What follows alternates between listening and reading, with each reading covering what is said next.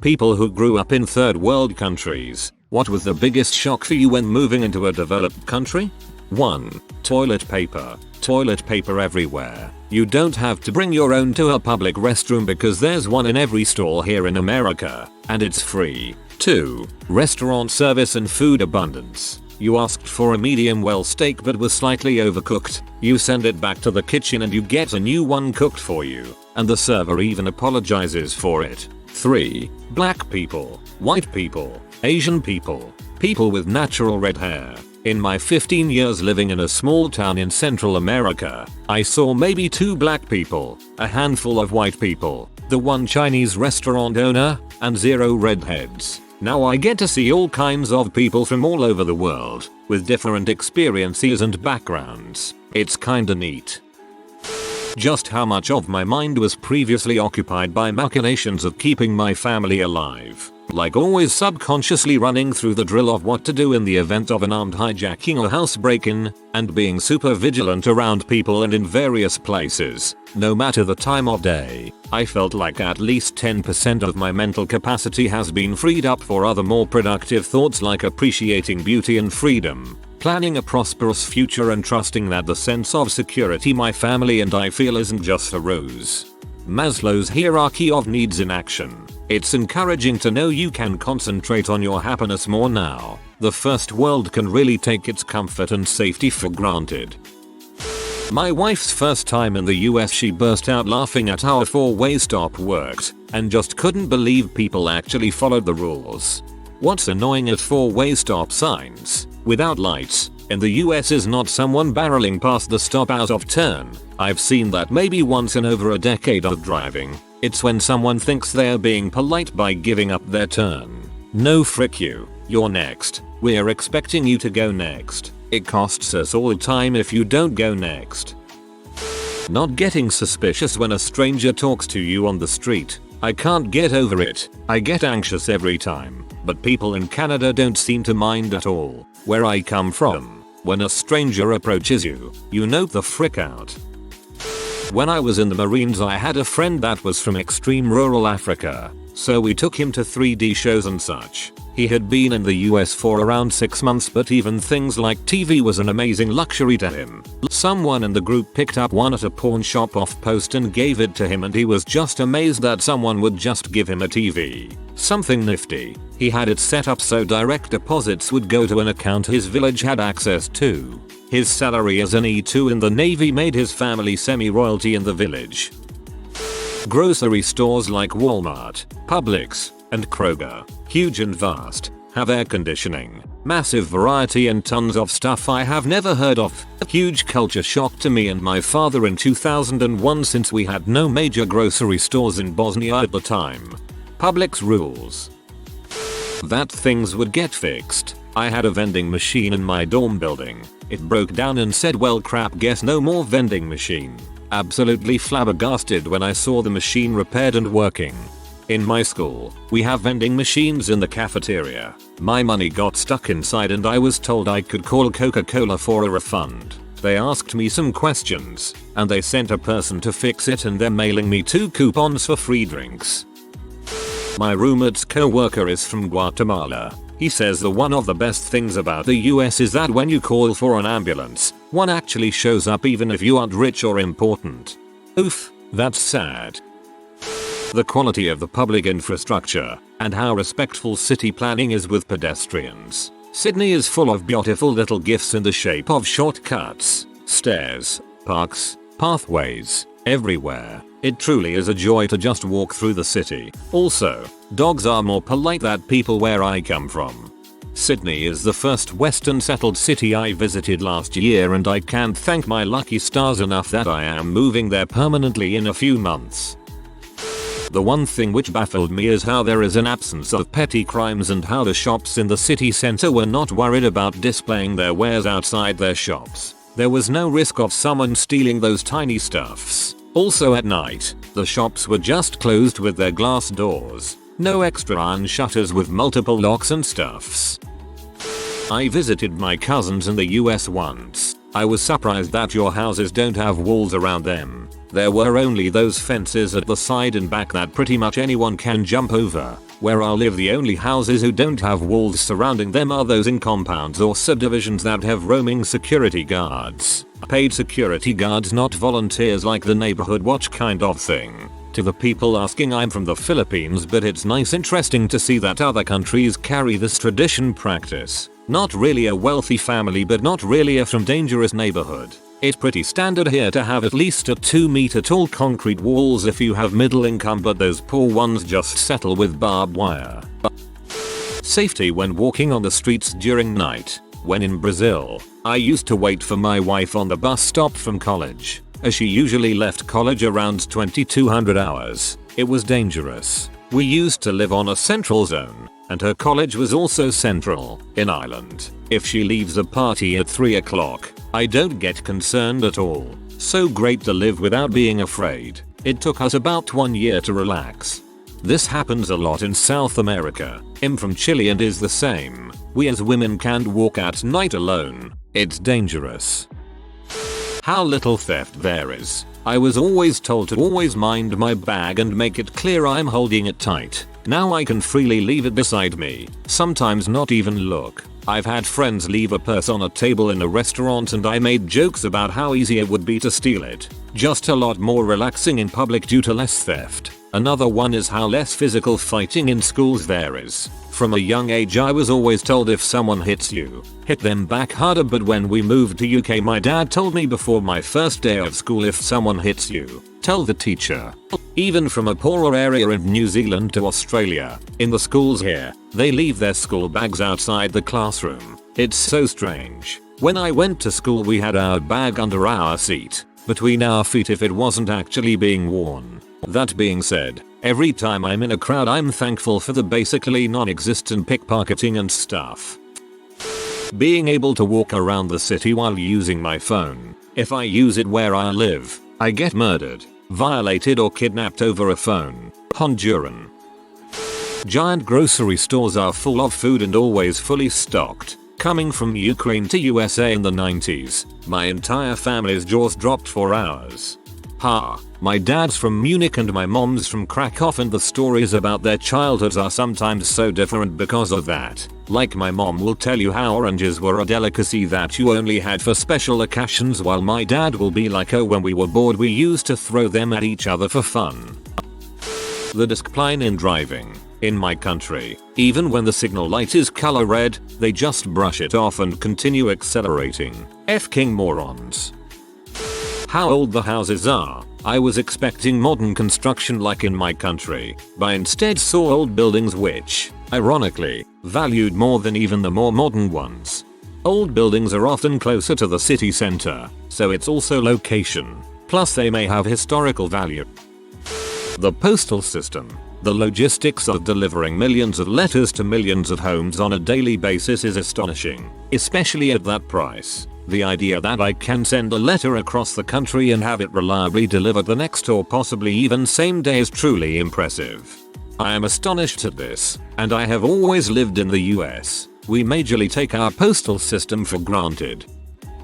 I grew up in South Africa and have been living in England for 20 years. 1. Cars stop when you walk up to a pedestrian crossing.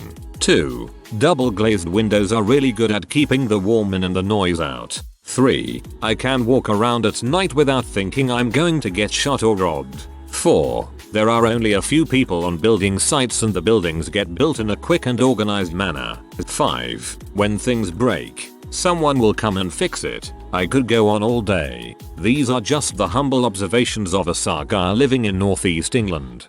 It has gotten even worse here in South Africa over the years. I still live in one of the safest areas in the country, but we still live as if we will be attacked if the window is left open. In my first year of university I had a Nigerian fellow living with me in halls who was an absolute riot. First day here apparently he was struck dumb by the appearance of a woman driving a rubbish truck down the street. Just could not believe what his eyes were seeing, and despite living in the UK for over 6 months at some point, could not get over the fact that many houses were built directly onto the pavement and that you could even look directly inside people's windows and observe them if you really wanted to. Supposedly back home he lived in a compound surrounded by barbed wire and angry dogs. I remember sitting in the kitchen one day and he came in grinning from ear to ear. He was genuinely delighted by the fact that he had left some food exposed on his desk and returned later to find it intact and not devoured by insects. Then there was one incident where he came into the flat looking quite flustered and annoyed. I asked him what was wrong and he explained to me that he'd been unable to get into his classes because there was a cat sitting on the steps up to the door. Confused, I asked how a cat was stopping him from going into his class, and he explained to me, quite seriously, that the cat was a witch and would turn into a snake and eat him. At first I thought he was taking the piss, so I started laughing, but no, he was genuine in his belief that the cat was, in fact, a witch. Apparently some parts of Nigeria are still quite superstitious, and cats are especially despised. Coming from the worst country to a better one, it surprises me how easy it is to do a transaction online. Apply Visa, do it online. They will notify you once they need documents, once you are ready, etc. Every step of the process. Pay bills? Fine. Do online banking. Order food, groceries? Do it online.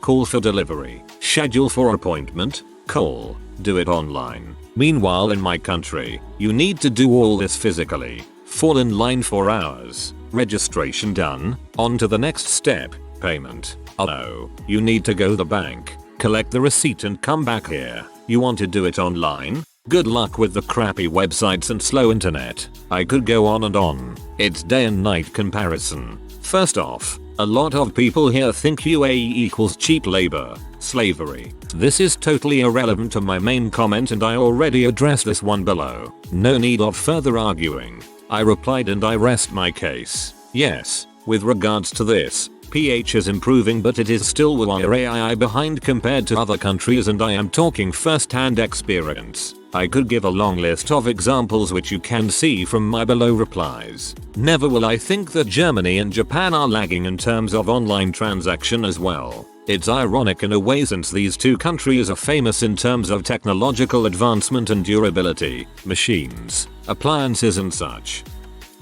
The lights. So many lights, from street lamps, traffic lights, huge buildings lit up all night. Oh, and the highways blew my mind. They were so wide and full of so many cars. I was 6 and I'll never forget that first drive from the airport to my new home in December. It was also my first time seeing snow. I moved from a small southern Croatian village, the Socialist Federal Republic of Yugoslavia at the time, 1989, to Toronto.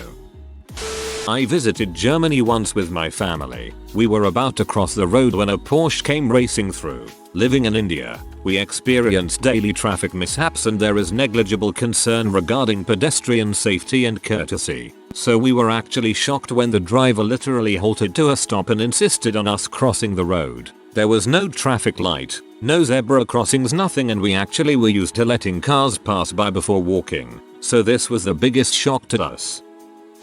How things actually work. You can rely on your electricity not going out at least twice a day. If you buy something and it breaks, there's warranty with little to no hassle. Internet actually works more than it doesn't. Public transportation actually arrives, and shockingly, it does on time. If you hire a service, it'll actually be done and with an expectation of quality. The list goes on. Of course it's not perfect and there's crappy people everywhere, but that's the exception, not the rule. And it's a massive difference. How fast food wasn't $50 per person, but rather $5.10. Also, how much civilization advances when the AC is on all day and everywhere. It's a blessing. The invention of air conditioning transformed Phoenix from a small town to one of America's biggest cities virtually overnight.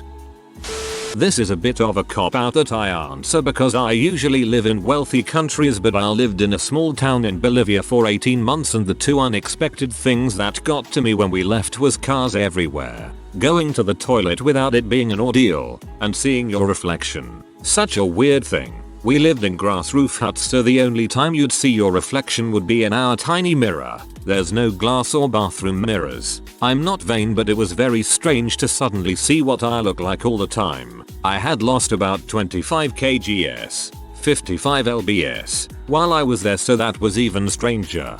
I've spent a good deal of time in Swaziland working with kids, only to learn that most of them had never seen their own faces for the same reason. It's really fun to take an iPad and use the selfie camera to take videos of the kids. They get very giggly and kinda sheepish, but even the shy kids push and shove to get a glimpse of themselves. I was 9 when we moved here from the Philippines, where it's always hot and muggy. The day after we landed, my parents took us to Disneyland. Once inside the park, I noticed how much cooler it was and claimed how rich the US was that they can use air conditioning outdoors. Everyone got a good laugh out of that one.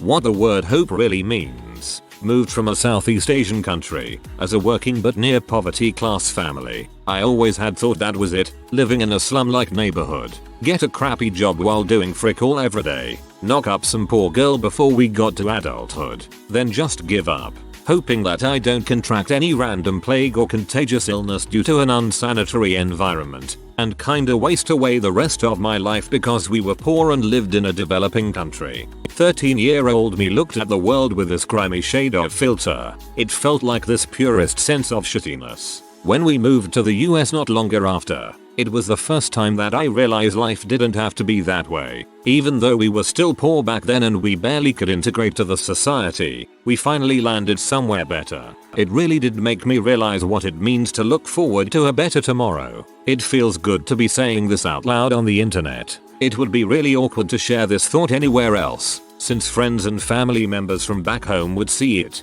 I miss the people a lot, and I frequently felt like I left them behind and escaped on my own. Many of them still are stuck in their own variation of unpleasant lifestyle like my family had been, and I am not really sure if there will ever come a day of change. These days, I can't really carry out too long of a conversation with them without it getting to the point of them commenting on the fact that they are jealous of my current situation. It basically means that I have to intentionally distance myself from them to keep a reasonably healthy, albeit growingly distant, relationship between us. It just sucks that my home country couldn't be more developed, progressive, and or safer for its people, but I am really not sure what I should or can say to the people I know back home. It was incredibly lucky that my parents took a huge risk and it somehow worked out for our small family despite the odds against us. But I guess that's just how life is. There's only so much problem one can solve. At Song, an African man who was staying with me came rushing in the first week he was staying me and woke me up. He was extremely excited that there was a garbage truck with a motorized arm and was picking up the wheelie bins as it went down the street. Have you seen this? Have you seen this? He kept exclaiming over and over again. Amazing. Amazing. It made me laugh very hard. But he was a lovely guy. Whoa. Thank you so much for all the karma. Did not expect this small but sentimental memory to affect so many people. South African here. The thought of a garbage truck with a motorized arm literally blows my mind. There's absolutely no rules here that state where our bins should be placed, which I imagine is the foundation you need before you can have a truck pick him up by itself. That people don't care at all with the clothes or my overall appearance, weight, hair, etc. In Brazil I always get comments, good or bad, about how I look, mainly from friends or family, but it's common to always talk about it. When I moved to Australia I made friends, and never got a comment about any of these things. It was a big relief to find out that I can be myself and not worry about the tons of comments about something that doesn't matter at all. This, so much. I'm naturally very pale and strangers sitting next to me on the bus in Rio would point out that I needed to go to the beach. I love the lack of eye contact in the London Underground. That and, no gunshot sounds. So I knew this guy who used to live in the middle of nowhere in Africa. For unknown reasons his family moved to Montreal, Canada when he was a teenager. I met him in high school. Every day he'd bring a glass of water and sit by the window, and all he would do is watch the glass of water throughout the whole course. Eventually my friends and I started noticing, so we went up to him and asked him about the glass of water and the open window. He looked at us with big round eyes and told us, I've heard that if you leave water next to the window and it gets cold enough outside, the water turns into ice. We all had a laugh and every day came for an update on his water cup. Eventually winter did arrive. The teachers let us keep our winter coat in the classroom so that he could leave his glass of water next to the open window. Surely enough, after a little while ice was starting to appear on top of the water. He was so happy. Not sure if it gets cold enough in Montreal to do this, But on those super -30 or below days, where you can throw boiling water into the air and it freezes into powder immediately, I would have loved to hear about his reaction to that.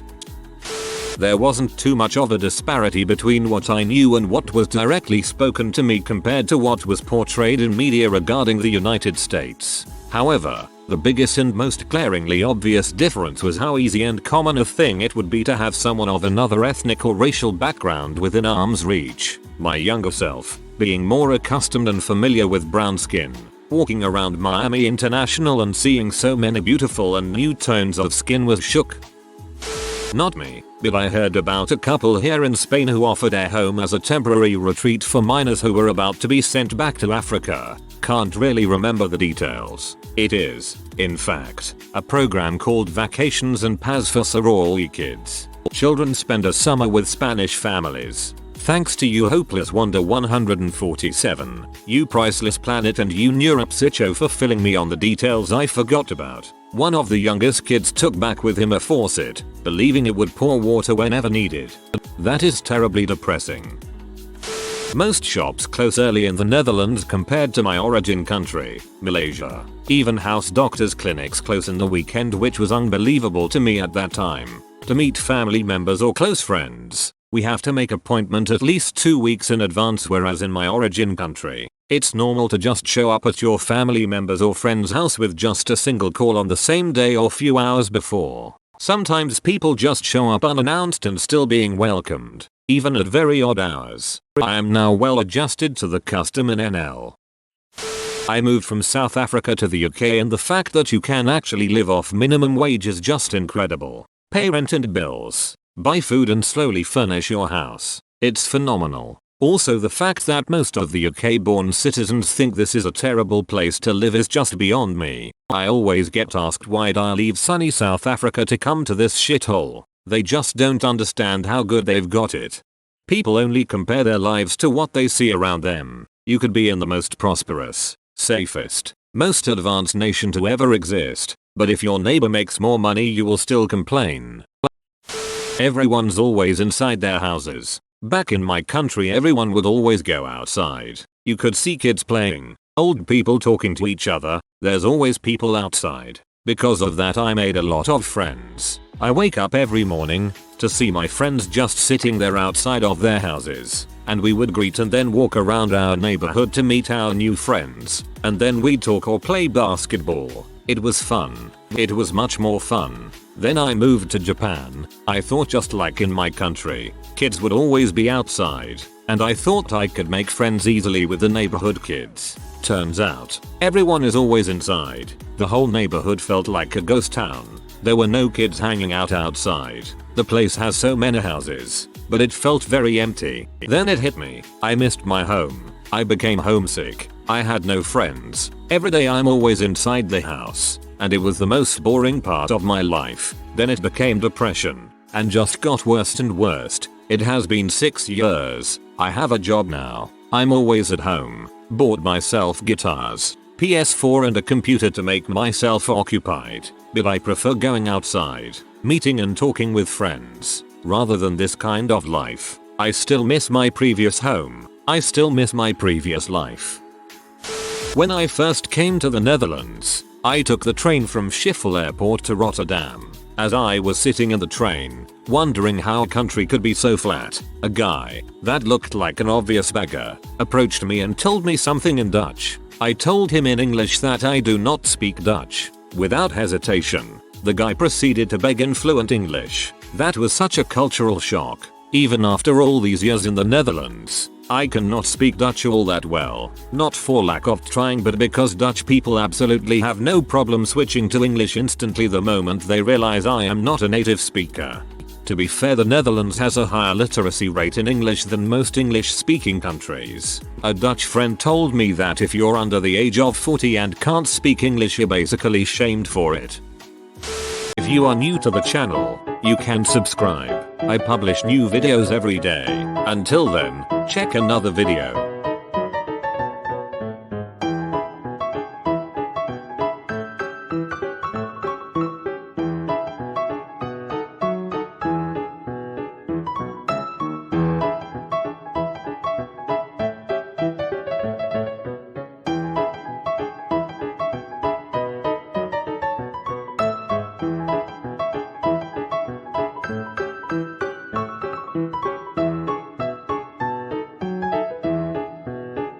Bye for now.